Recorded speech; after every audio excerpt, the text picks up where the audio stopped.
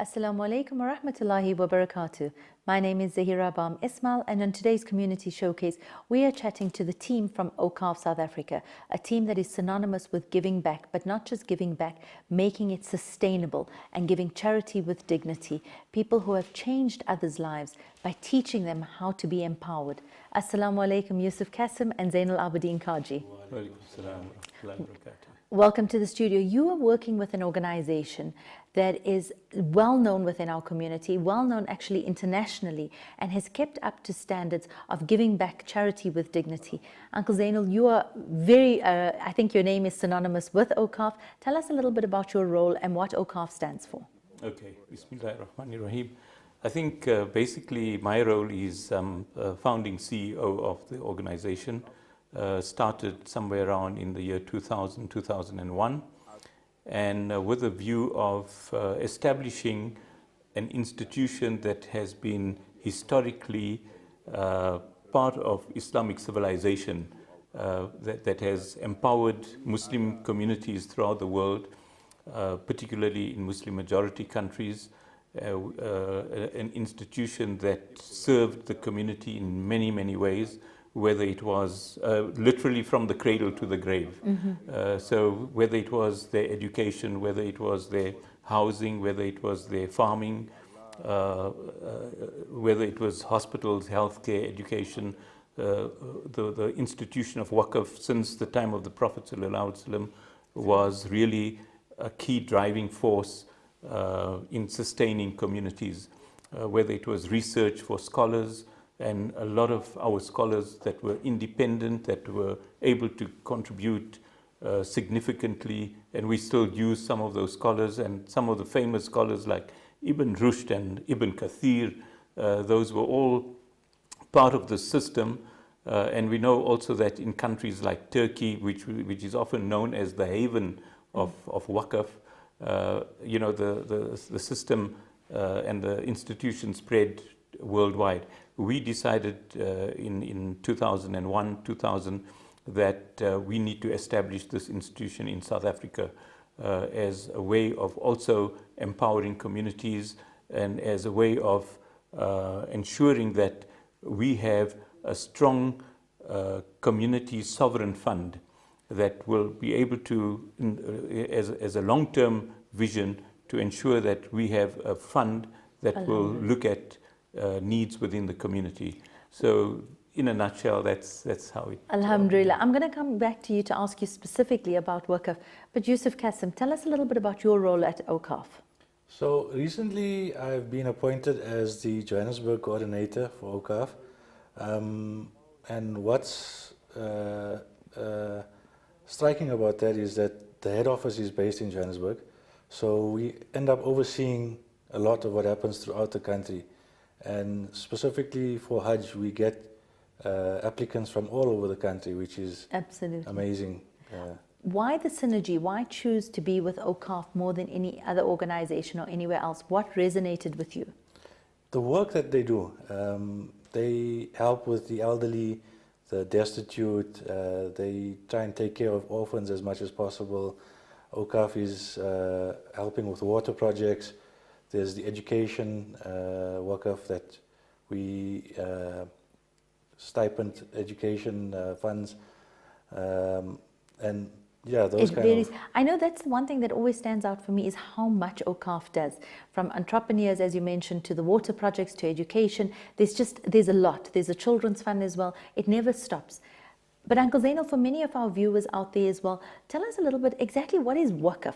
We hear it all the time. We think, oh, okay, it's money we're putting somewhere, but we may not understand exactly how the concept of Waqf actually works. Okay, I think that's a very important question because people need to understand this whole institution of Waqf. So maybe if I can just start with some historical background, that in Medina, when the Prophet ﷺ was there, and there were certain verses that were revealed, like for example, Bismillah ar-Rahman ar-Rahim, لَن تَنَالُوا الْبِرَّ حَتَّى تُنْفِقُوا مِمَّا تُحِبُّونَ. This was a verse which said that you will not achieve righteousness or virtue unless you give of what you love. And so many of the Sahaba, may Allah be pleased with them, came to the Prophet ﷺ and asked him to explain what this actually meant. And one in particular was Hazrat Umar, who had a farm, an orchard, a date orchard in Khaybar, which he acquired. And he came to the Prophet ﷺ and he said, you know what, this is one of the best possessions that I have. What do you advise me to do? And the Prophet ﷺ advised him to make this into a waqf. Now what that actually meant was that he said that give this to Allah, so now it's no longer yours, it belongs to Allah.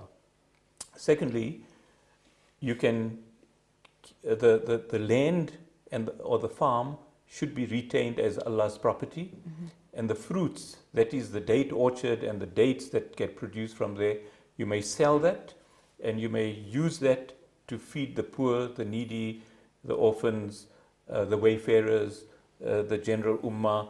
You can help the mujahideen, you can do all of that only from the fruits of that farm.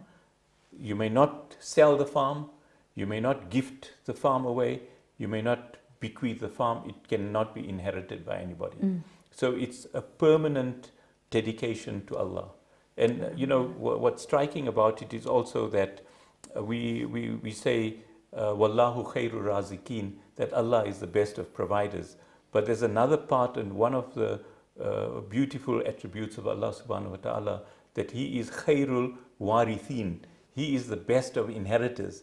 So in a sense, Allah is inheriting back some of our possessions. So what we're doing is we're giving it to Him. But now the significant part of it is that the waqf always remains permanent. And it has perpetual benefit. It's not something that, perhaps unlike zakah, where we give and it's consumed. Waqf has to remain permanent. It's a capital gift. It's something that has to remain long-lasting. It's got longevity. It's got sustainability characteristics. It's enduring. It's long-lasting. So there's also one of the verses that I came across the other day, which says that whatever we have will vanish, but whatever we give to Allah will endure. And this is in Surah Nahl. So, you know, this is the essence of waqf. If I can explain it in another way, if we've got a seed and we plant it and a tree grows, so the tree remains the waqf, or the money that we give to buy the tree remains the waqf. The fruits of the tree every year can be plucked and can be harvested and be sold, and we receive income, and that income can be used. So what Awqaf does in essence is, as people donate funds to Awqaf, these funds are permanent funds, and we invest that in, for example, fixed property, in buildings that are rent producing, and the income from there, the rent, in other words, can be used. Only the rent can be used. Yes. We are not allowed to use the donations that, as waqf donations are given, we are not allowed to use that. So 100% of the funds that people donate, and alhamdulillah, our community is very generous. They've been donating over the years to Awqaf South Africa as waqf, and as more people understand what it is, they know that their fund is actually working throughout. Absolutely. I love that idea, and I'm wondering why we haven't caught on more to the waqf idea, because it's far more sustainable, because it's not just a once-off payment and it's done and you don't see it again. This is something that's almost, it's permanent and it's going to last, and inshallah many generations end up reaping the rewards of Absolutely. it. And I think for me, the one thing that you've answered, which I was always uncertain about, is what happens to the property? Does it get transferred to someone's name? Does it get owned by someone? And I like the idea that it's so secure that it doesn't belong to anyone. It belongs to foundation that then uses the benefits of it to impact on other people's lives. Yes, absolutely. And I think many people don't understand the idea behind the Waqf and how well it actually works. Yes, so what happens is that because it's got income production, that enables us to now plan also, because we don't need to actually, we raise funds all the time as Waqf funds. We rarely raise funds for operating costs. Yes.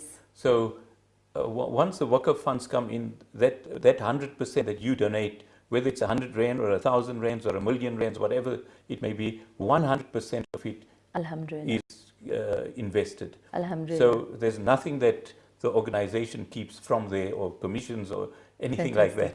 We're going to have to go for a very yeah. quick ad break, but before we go, just to confirm that if somebody wants to donate to a Waqf, they can donate 1 Rand, 10 Rand, 100 Rand, 1,000 Rand, everything gets put together and they would still get the same reward. Yes, absolutely. And also, it doesn't only have to be cash. It can be property, it can be any other asset. It could be shares that you may have in a company or a business or a transaction, or you may even say a percentage of this particular transaction that I'm doing will be made into a Waqf. Alhamdulillah. Or you can do it through your will as well. Absolutely. Stay tuned. When we come back after the ad break, we talk about the latest Waqf that is being run by OCAF South Africa.